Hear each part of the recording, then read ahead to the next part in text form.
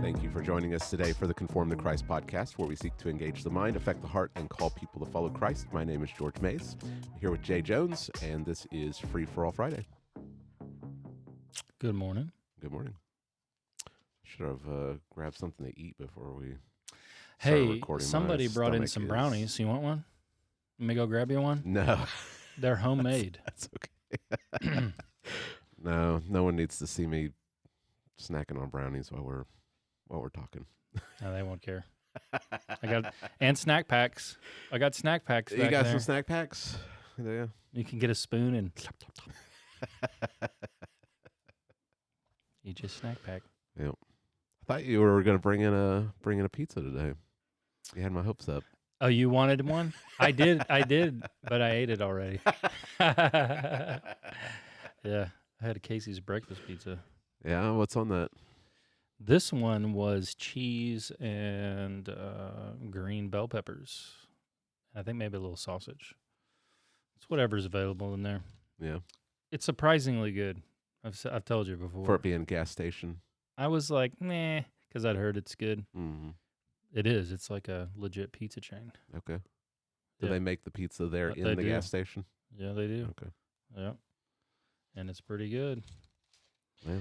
Yep. I guess I'll just have to take your word for it.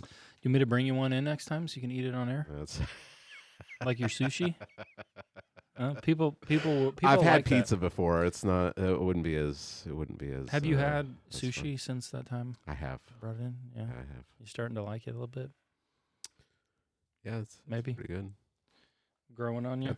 Got the guy over there at Homeland making it fresh every day. Yep. You wouldn't think going to Homeland that you would get good sushi, but it's pretty good. Yeah. Yeah. Well, like I said, I go into Homeland, I see a white guy making sushi, I'm leaving. Right? But if he is of the tradition of those who make sushi, let's say, and he's hand making it fresh right there, then I'll give it a shot. And it's actually really good. Yeah. But it makes you wonder, though. Do you ever wonder, like, we're in the middle of Oklahoma, what's the logistics here? Yeah, I don't know. What's the logistics to get this fresh here? How fresh is the fish? Yeah.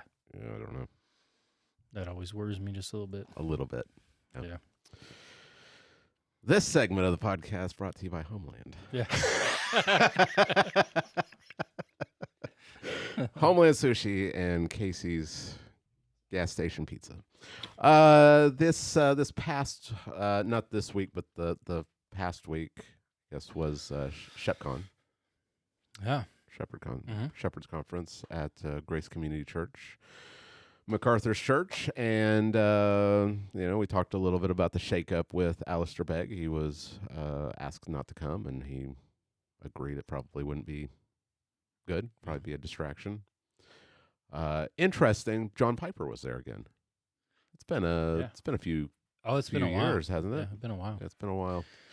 It may be a few more years. Maybe a few more. After what he said he preached a couple of times. I think he preached twice. Okay. And in his second one, he said something a little interesting. I thought that we could play it. It's a 46-second clip. Thought we could play it and maybe talk about it.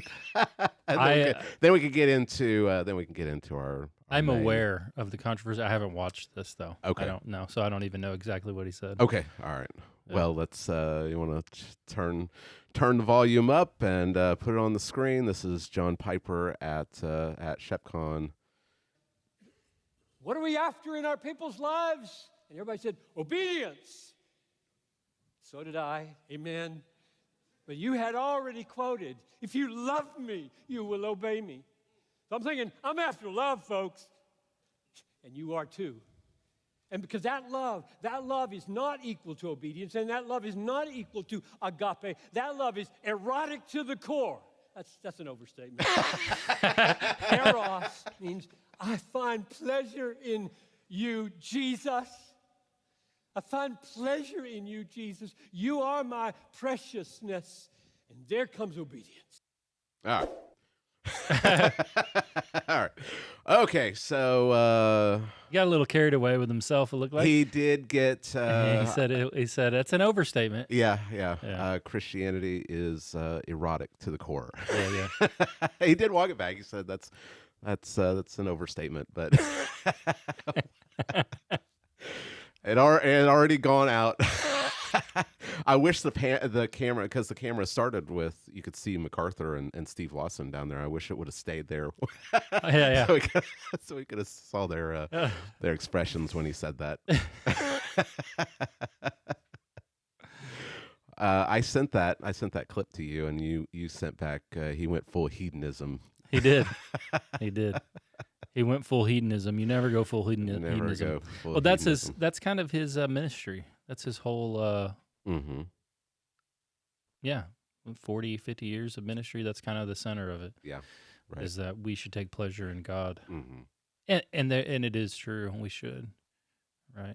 Yeah. If Jesus is who we profess to say he is, then he ought to take great pleasure in him. Mm-hmm. And I think what he was saying was it was correct. Yeah. The goal is not, and we have to. It's more than just sound bites. You have to get more than sound bites. We're not after obedience. We're after love, because love leads to obedience. Right. But without the love, the obedience isn't what God is after. Right. We've been talking about this in Malachi. What's the goal? The goal is Right. worship. Yeah. Right? We worship what we love. Right? But to say it's erotic to the core, yeah, that is an overstatement. Yeah. Yeah. You'd have to definitely qualify that Yeah. several times in our culture to kind of get at what he says. He caught himself so quickly though. He did. Yeah. He was probably having several thoughts in his head Mhm. as he said it. Yeah. And he was probably like, "Oh, that's an overstatement." He got a little excited. Yes. Yeah. So. Yeah. But people have been. I haven't been following it, but I've seen like so many people just going on crazy with this.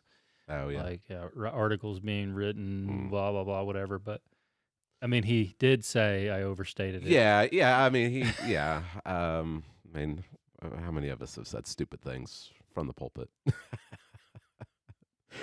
Yeah. It's Piper. I mean. One guy did like a whole analysis of every time the word love is used in the New Testament. He's like, never erotic. It's never eros. never It's eros. agape. Yeah, Yeah. it's agape or phileo. Yeah. You know. People make too much of those words though. Mm, They'll create like whole studies on like individual words, mm, and then but if you read through John, those words for love they're used interchangeably. yeah. Yeah. You want to be careful with your definition of agape. Like, this is godly love. Right. Until you read the Septuagint and you go back to Amnon and Tamar. He agapes her. Yeah. And then he rapes her. So Yeah. you got to be careful. It's Right. it's a strong love, Yeah. but yeah, you want to make sure you're defining Mm. the terms correctly. Yeah. So Well, that would play right in with those rabid anti-Calvinists' objections to Calvinism, huh? oh yeah, Wouldn't it? You know what I'm Mhm. talking about? Yeah. The things they say? Yeah. Yeah. Did you see that James White debated Leighton Flowers again? Yeah, I saw that. I saw that one person, he summarized it as the Romans 9 debate 2.0. Yeah. I didn't Same- watch. same I didn't thing. watch it, but I heard it was the same thing, that it was on John chapter 6. Yeah. I think it was maybe narrowly focused on verse 44. Okay. That no one can come to me unless the Father who sent me draws him. Mm. And James White is trying to exegete the text, and Leighton Flowers is over here, Here, there, and everywhere. giving some crazy analogy. Yeah. Right. I don't know why he debated him a second time, but I think I saw him tweet that he never will do it again. Like, he hopes that someone will slap him if he ever considers doing a debate against Leighton Flowers ever again. I saw someone subtweet it. He said, for textual coherence, it goes to white. No, for textual fidelity, it goes to white. For theological coherence, it goes to flowers. I'm like, can you not see the ridiculousness in this tweet? How can you have a coherent theology that doesn't strictly adhere to the text? You make no sense. This is why I don't engage on Twitter. It's just pointless. Well, all right. We are continuing our series on misused and abused Bible verses. Yeah. And today we're going to look at one that I think people get this a little bit better, but it still gets misused. And I've got a couple of clips here so we can see it being misused. But what are we doing today, Jay? Matthew 18. Where is it? Did you lose it already? Yeah, I did. 20. Yeah, For where 2 or 3 are gathered in my name, there I am among them. Right. Yeah. Yeah. I think most people have heard somebody quote this. Oh, probably. Yeah. Usually at a poorly attended prayer meeting. To encourage people. Well, there's not many of us here, but like it says, where 2 or 3 are gathered in my name, there I am in the midst of them. Yeah. And so as long as there's 2 of us, Jesus is here. Mm-hmm. Which raises the question, if there's only one, is Jesus not there? Does he not hear our prayers when we're by ourselves? Yeah. So we're going to talk about it, but I've got a couple of clips of people talking about this. The first one is from the 700 Club. You a fan of the 700 Club? I remember the 700 Club. They have a Q&A section. Is Pat Robertson still alive? Is he still alive? I don't know. I don't remember. He's pretty old in this clip. He's looking pretty old. I remember him selling those Y2K survival kits, though. Oh, yeah. You remember that? I don't remember him doing it, but... I don't think my kids even know what Y2K is. Yeah. Probably need to have a conversation with them about it. That'd make a good combo. Y2K. Yeah. Survival kits. Mm-hmm. Yeah. The moons are aligning. You could go out to Branson and you could get the Jim Baker tubs of slop. Tubs of slop. Yeah. If you don't know what I'm talking about, just go to YouTube and look up Jim Baker survival. How do you get it? How do you survival tubs? How do you? I'm just curious if someone would write an article. How do you go from like kind of his ministry focus, and then you get into survival? Well, you go to prison.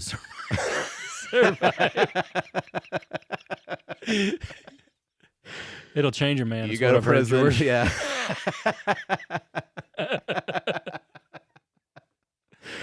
Yeah.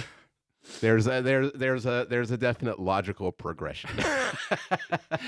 Yeah, we sell. There's being married to Tammy Faye. Yeah. Then going to prison. Mm.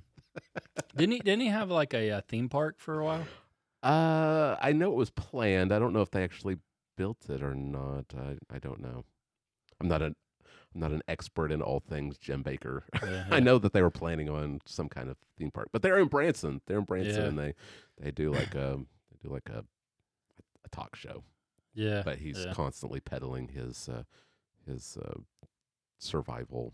Yeah. He watched tubs of food. He got hooked. I use the word food very, very loosely. He got hooked on watching The Walking Dead in prison. Probably, yeah. Came out and was like, I got to sell survival That's food. right.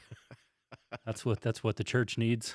How did we get here? We're talking about the 700 Club. It's Free for All Friday. It is. So Pat Robertson. They did a Q&A, and it's about where 2 or 3 are gathered in my name. It's a little sad, but it does serve as a good example. We'll watch this one, and then we'll watch Mike Pence. Let's watch this one first. All right. Here we go. Ooh, nice little sound effects. Mm-hmm. This is Larry, who says, Jesus says, if any two agree, ask, and it will be granted. Where 2 or 3 are gathered in my name, there I will be also.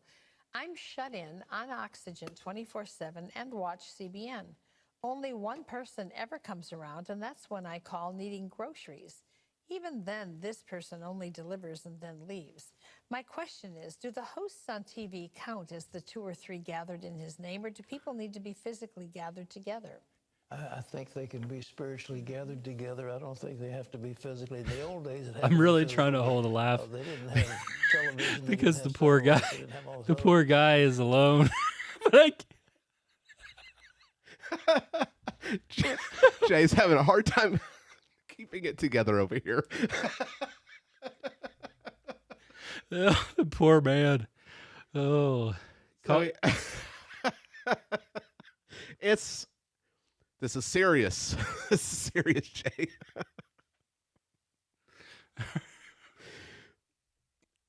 all right.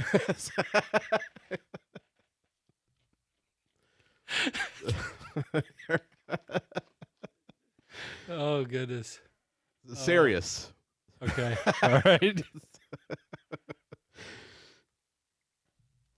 You can continue. You can see the pastoral implications, though, right?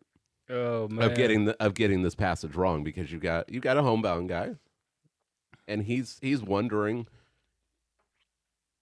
is Jesus here? like he's asking this question, and I mean it's funny because he asked, I watched CBN. Do the TV hosts count as the 2 or 3? Which shows a major lack of understanding in the verse. But Pat Robertson, he's not going to. He doesn't help the guy. So here's his answer. Spiritually gathered together. I don't think they have to be physically. In the old days, it had to be physical, but they didn't have television. They didn't have satellites. They didn't have all this other. So we kind of had a large group of prayer together, and you could be in another country. So I don't think they have to be in the same room with you, and we'd be delighted to have you part of the fellowship, and we're praying together, especially if you have an infirmity, you can't go to church, all right? All right, so there's his answer that doesn't have to be physically present. It can be spiritually present. Now it used to have to be physical. Yeah. But now you can meet in the metaverse. That's right. Where 2 or 3 are Yes. gathered in the metaverse with their avatars. Uh-huh. Yeah. There he is. Yes. In the metaverse.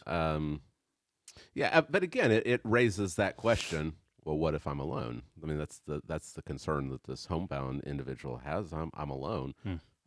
Is Jesus in the midst? What the TV host? Can the TV host count as those 2 or 3? So there. I mean, it's a distasteful. Jay, you laughing? Yeah. I couldn't help it. I tried to not laugh. I tried my best. Yeah. But there's a common misunderstanding of the verse. Yeah. Right. Yeah. Well, here's Mike Pence, CBN again. CBN's got all the Mike good Pence. stuff. He's got all the good stuff. This I don't know if this is. This seems like it looks like the same guy that was interviewing him. That's not a good. That's not a good picture, but it looks like the same guy that interviewed him about the Jeremiah 29:11. Mike 'Cause we Pence talked might about be like the poster boy for misused verses. Yeah. Well, he's a politician. Yeah. Like he's a politician. I saw. I mean, it was a really short clip, not worth showing. But Ted Cruz did the same thing. He used Matthew 18:20 the same way. Mm-hmm. But here's a longer clip. That's almost 2.5 minutes. And this is at the beginning of the COVID shutdowns. And I noticed on Facebook that this was right around the time that we shut down for COVID. But that's the context. This is probably late February, early March of 2020, and his answer is in response to what about churches that can't meet because of COVID. Okay. So here we go.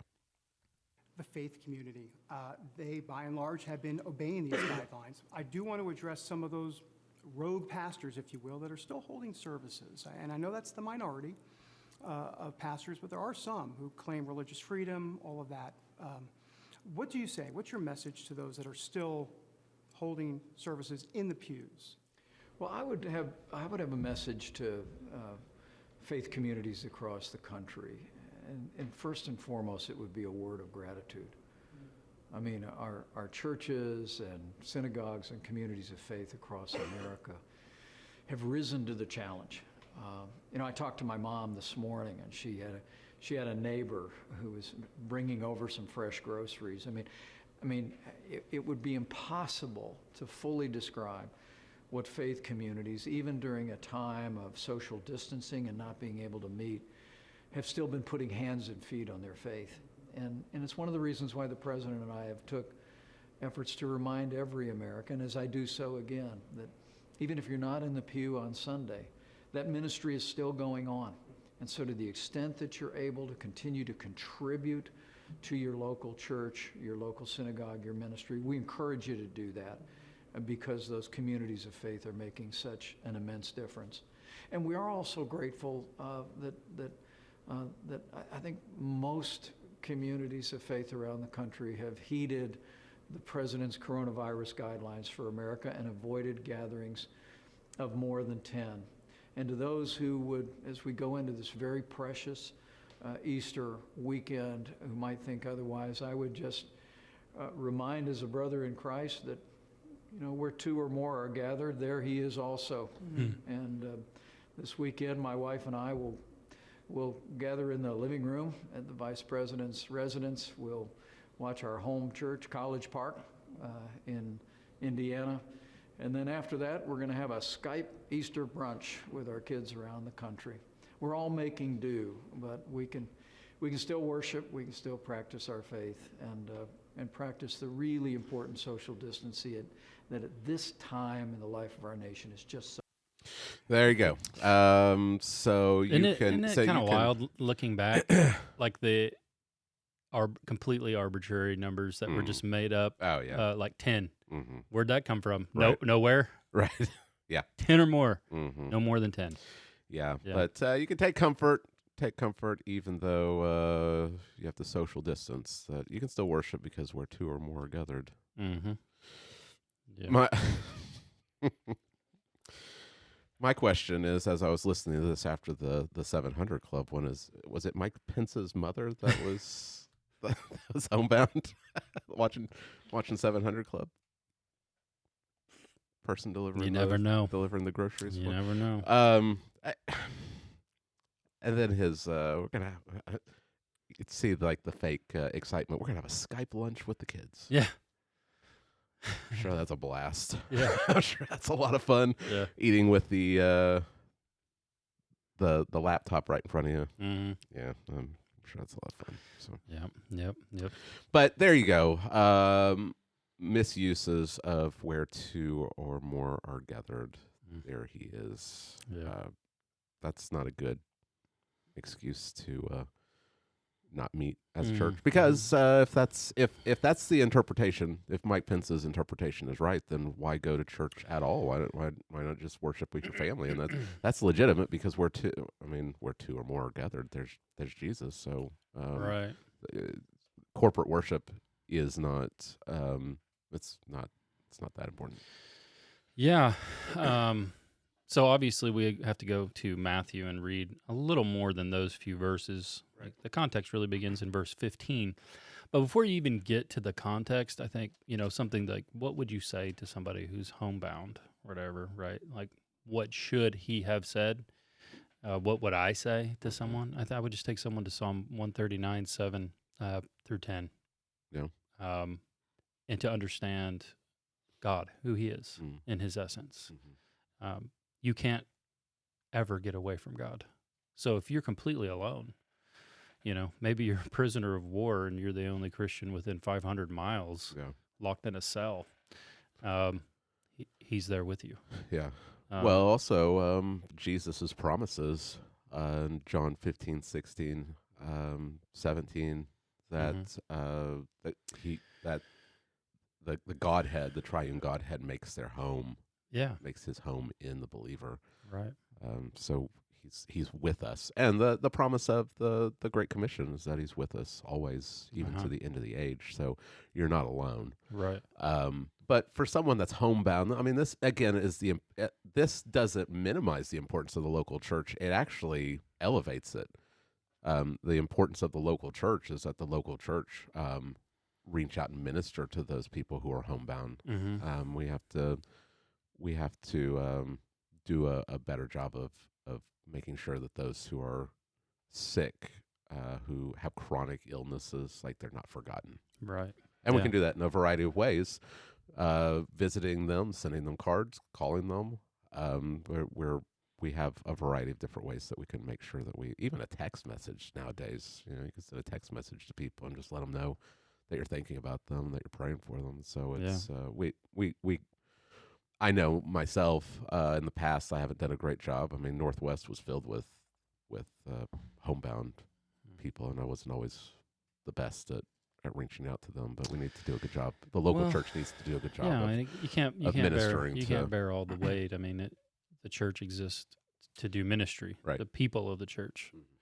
So that can't all fall on pastors' shoulders to do that. But the local church can still minister to homebound people, even if they can't actually come to the corporate worship weekly. They're still part of the church. They're still part of the body, and we can still encourage them. But and you can get them a VR headset. You Huh? Meet them. It's like they're it's like meet them in the metaverse. It's like they're actually there. Yep. Yeah. But getting to the passage itself, understanding what's going on in the passage, the verse 20 is about more than just Christians getting together and having that assurance that Jesus is there, because Jesus is wherever a Christian is. Yeah. But the verse still has an encouraging effect, and that's what it's meant. That's what it's meant to do. It's meant to encourage us, but it's meant to encourage us in a specific area. Right. Yeah. Yeah. In that area, you can take the broader context and see there's the parable of the lost sheep, just going after, one who is leaving the 99 and going to pursue the one who has gone astray. And that leads into his teaching on what we call church discipline, or what people have called historically church discipline, going after a lost sheep. How do you go after a lost sheep? Right. One that has gone astray. And then also the parable of the unforgiving servant. That one is really given to those who might be, I think, those who are going after the sheep. Like, what should their attitude be towards someone who's in sin? And your willingness to freely forgive people, as you have been forgiven. That kind of sandwiches the broader context. Right. And then, of course, you can just, we can just read. Maybe you could read it for us, since you have the better reading voice. 15, starting in verse 15. And you can really get the context just by reading a few more verses. Yeah, the context is really easy to see. Yeah. Okay, so Matthew chapter 18, beginning in verse 15, it says, "If your brother sins against you, go and tell him his fault between you and him alone. If he listens to you, you have gained your brother. But if he does not listen, take one or two others along with you, that every charge may be established by the evidence of 2 or 3 witnesses. If he refuses to listen to them, tell it to the church. And if he refuses to listen even to the church, let him be to you as a Gentile and a tax collector. Truly I say to you, whatever you bind on earth shall be bound in heaven, and whatever you loose on earth shall be loosed in heaven. Again, I say to you, if 2 of you agree on earth about anything they ask, it will be done for them by my Father in heaven. For where 2 or 3 are gathered in my name, there am I among them." Yeah, there it is. That really kind of makes it obvious. Right. It's in the context of church discipline, pursuing someone who has gone astray in their sin. We did an entire podcast on this, I believe, a couple of years ago. We did, yeah, on church discipline. So if you want a long podcast about that, you can go back and scroll through our Free for All Fridays. You'll find it in there where we talk about it in pretty great detail, I think. But yeah, we see here, I think, clearly that, and if you've never really engaged in church discipline, maybe you don't get why this verse is important, because to try to follow this as Jesus has laid it out can be for the person trying to obey him and to pursue someone, that can be a very stressful thing. Mm-hmm. It can be very stressful. It can cause a lot of anxiety. Yeah. People are, I think, by nature in the church non-confrontational Yeah. toward each other. Mm-hmm. And so that can be very intimidating, especially if you get all the way to this last step and people still aren't responding. Right. And so you can wonder, like, you can doubt, did we do this right? Did we not say the right things? Did we not say enough? Did we not handle this with enough care? And now the church is, meeting together to maybe put someone out of the church who's unrepentant, still living in sin. And the church can even wonder, are we really doing the right thing here? Yeah. But Jesus gives the comfort that he's with us when two or three are gathered in this context. Right. He is there with us. Mm-hmm. And I think shows that he is not just with us, but he approves of what's being done, if it's done according to what he's laid out. Right. Yeah. Yeah. So there's a very deliberate, I think even slow process that takes place. That when a Christian in the local church sins against someone else in the local church, the person who is offended goes to the offender and addresses the issue. Yeah. And it's very specific between you and him alone. Mm-hmm. Like not gossiping, not disguising it as a prayer request. I've seen that happen before. Yeah.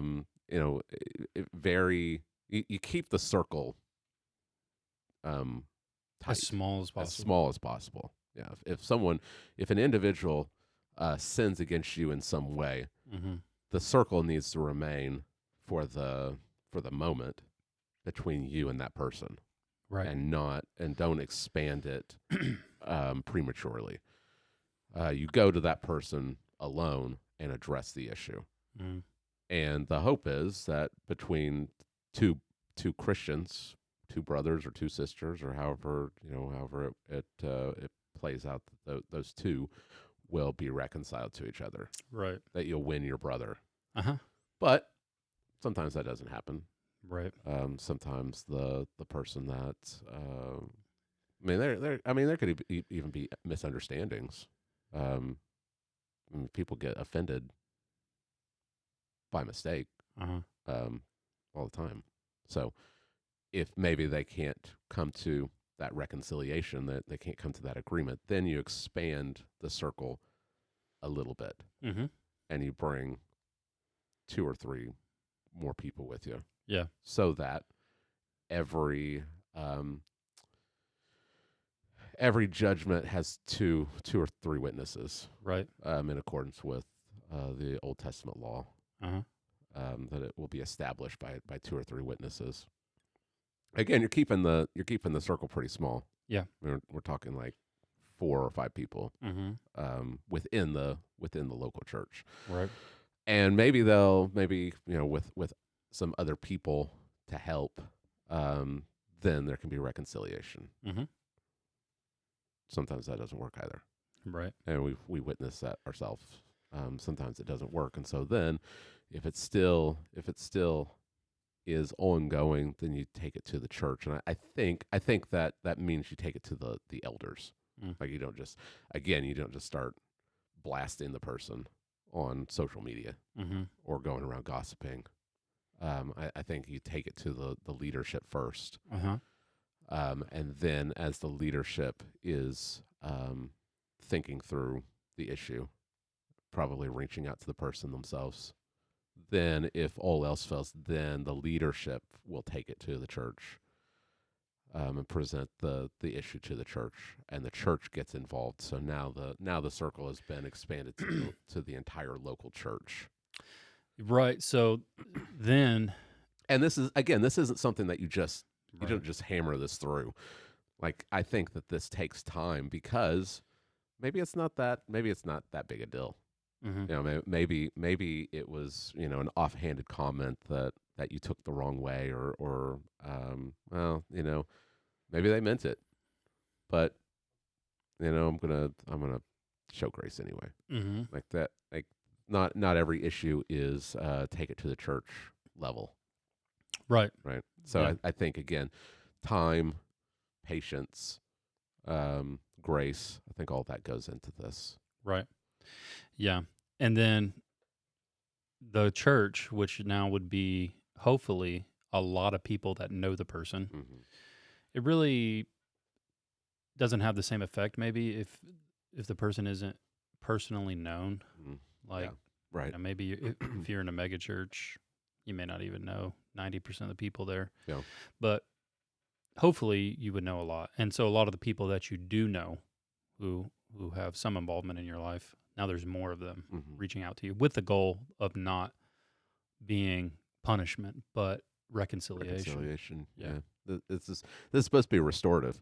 Right. You've won your brother. That's Right. the goal. The Mhm. goal is to win the brother. It's Yep. not to kick out people that we disagree with. It's come back. Yeah. And you would hope that a true believer, someone that actually is believing the gospel, that understands the depths of their own sin and the grace and love of God that He's given us in Christ. That if you have a group of Christians coming in and talking to you about this, you would hope that they would say, "Yeah, I was wrong, and so I asked for forgiveness, and Yeah. I And want to then, make this right."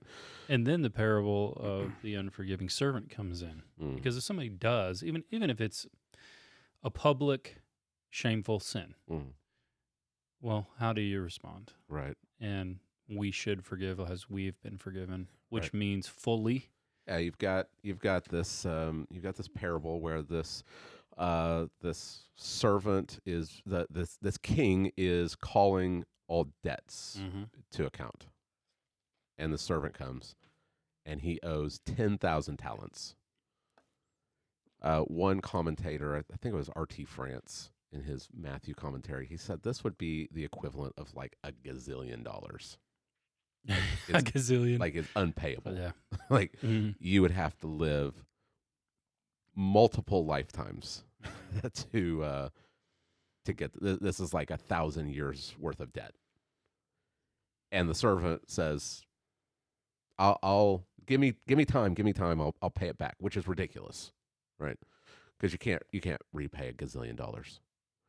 And the king, in mercy, he out of pity, it says in verse 27, out of pity for him, the master forgives him. Mhm. This is unbelievable. Yeah. Unbelievable. Yeah. That the king would do this. This servant goes away, and can you even imagine the relief? Right. He goes away. He finds a fellow servant who owes him 100 denarii. A denarii was a day's worth of labor. So 100 denarii is like over 3 months of wages. Not a small debt, but compared to $1 gazillion dollars, it's not even a drop in the bucket. And this servant who's been forgiven $1 gazillion dollars, he takes this servant that owes him 100 denarii and starts choking him. Mm. Pay me what you owe. Yeah. The other servants are dismayed by this, and they go tell the king, and the king calls the servant to him and says, "Didn't I forgive you this great debt? Shouldn't you have forgiven your fellow servant?" Like, this isn't even the relationship isn't even the same. I'm the king, and I forgive you this gigantic debt that I am owed. I deserve this. You're with another slave, and you won't forgive the debt, the smaller debt.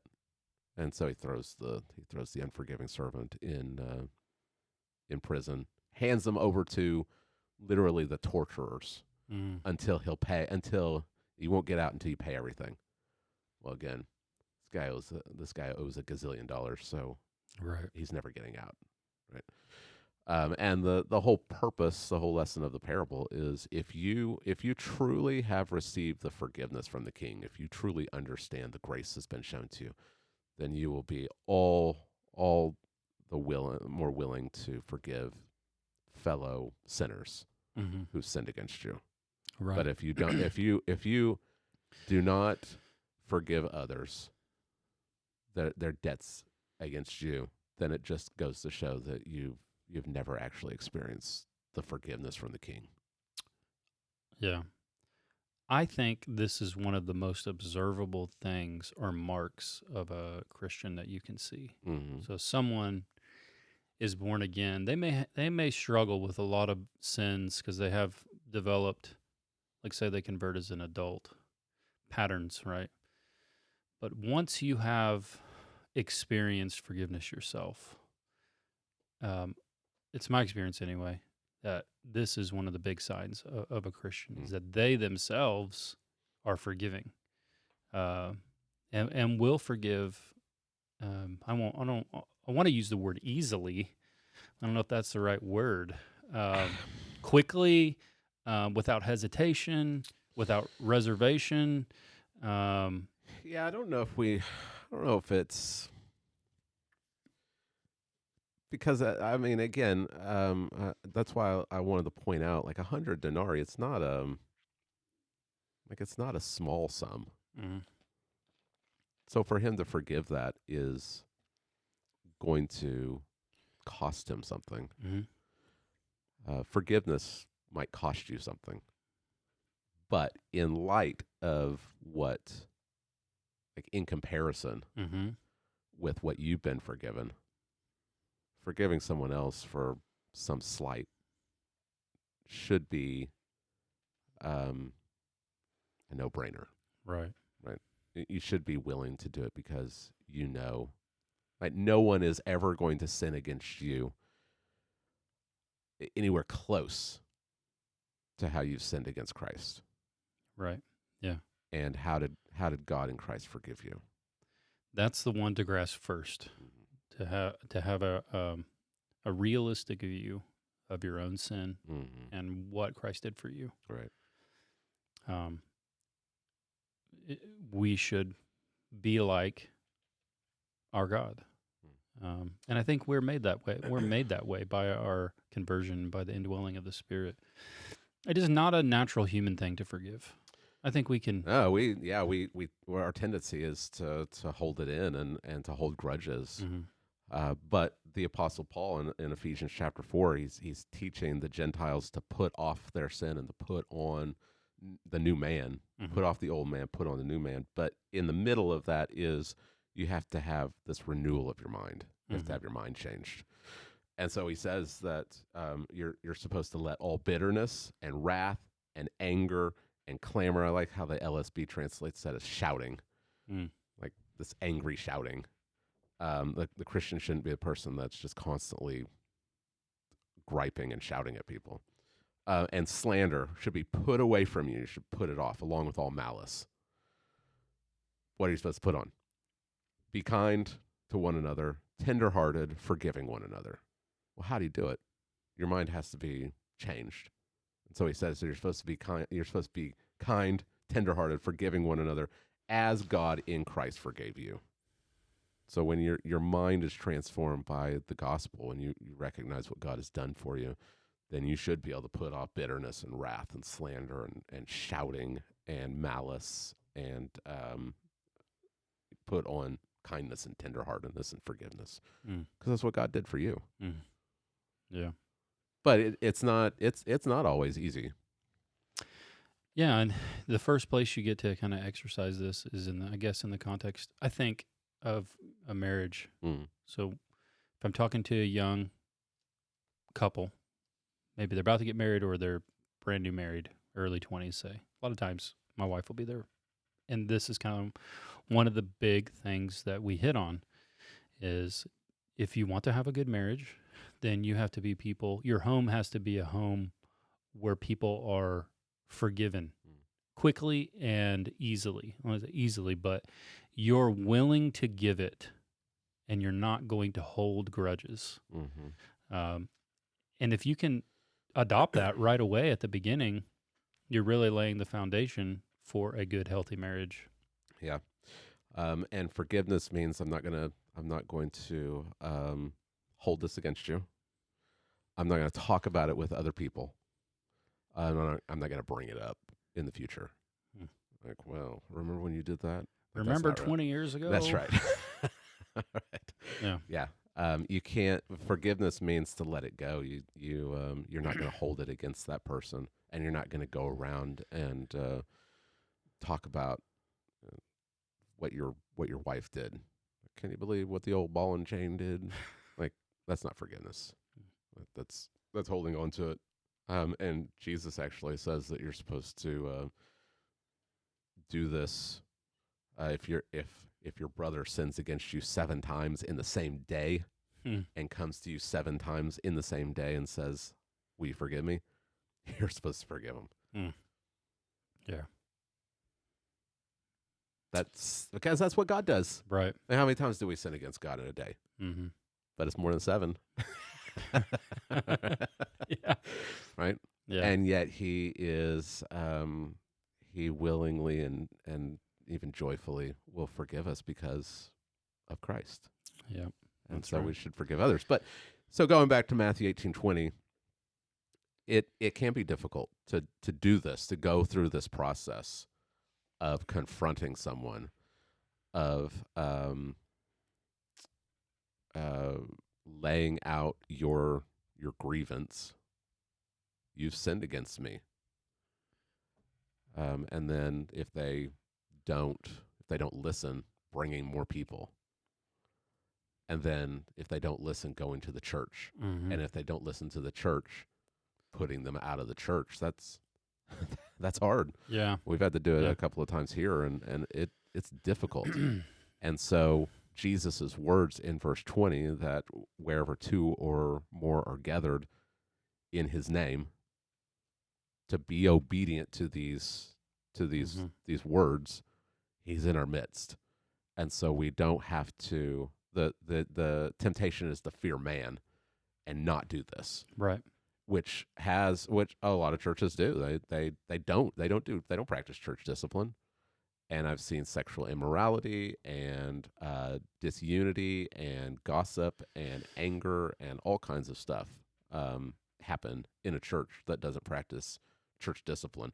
But it's hard to do it. And spread.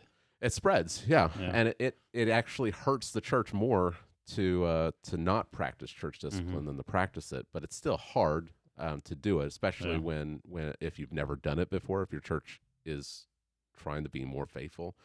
To be faithful to the scriptures can be difficult, but Jesus' words are, you don't have to fear man. Yeah. Fear me, and I'm in your midst. And so you